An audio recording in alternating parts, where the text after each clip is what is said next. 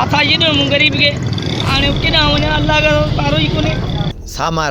सामारो जे ॻोठ डॉक्टर लौंग खान ख़ासकेली जे रवासी पोरियत रियाज़ ख़ासकेली दाइंदे चयो आहे त पुलिस एहलकार ख़ुदाबश ख़ासकेली ऐं सामारो में सफ़ीना जी मशहूर ऐं वॾे डीलर हाफ़िज़ हसन गॾिजी मूंखे रस्ते में झले थाणे ते खणी मंशियात जो कूड़ो केस दाख़िल करे छॾियो आहे। फाथा ये मूं गरीब के हाणे केॾां वञा अल्लाह जो पारो ई कोन्हे। पोरियत रियाज़ ख़ासकेली दाइंदे चयो त हाफ़िज़ हसन सां पुलिस बिट बणियल आहे ऐं हाफ़िज़ हसन जो वॾो भाउ पिणु पुलिस में आहे, जंहिं करे हू सरेआम मंशियात जो कारोबार करे इंसानी जाननि सां खेॾे रहियो आहे।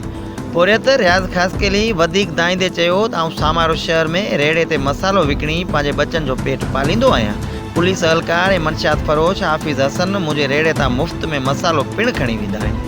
मुंहिंजे इनकार करण ऐं मसाले जा पैसा घुरण तां मंशियात फरोश हाफ़िज़ हसन कावड़जी पुलिस एहलकार खे चई मूं मिसकिन खे कूड़े केस में फासाए छॾियो आहे। मूंखे मंशियात में फासायो वियो आहे।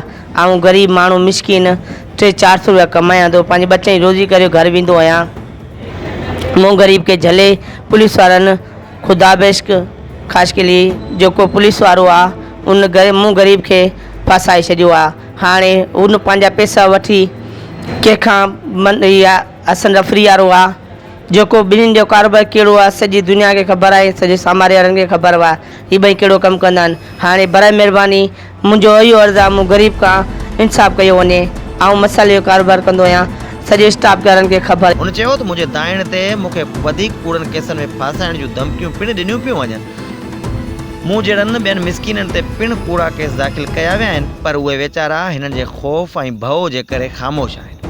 पोरियत रियाज़ ख़ासकेली SSP उमरकोट, DIG मीरपुर ख़ास, IG सिंध वज़ीर आज़म समेत वसवारनि खां इंसाफ़ जी घुर कंदे पुलिस एहलकार ऐं मंशियात फरोश हाफ़िज़ हसन ख़िलाफ़ कार्रवाई जो मुतालबो कयो आहे। नाज़ फ़क़ीर शाणी, बंभोर न्यूज़, सामारो।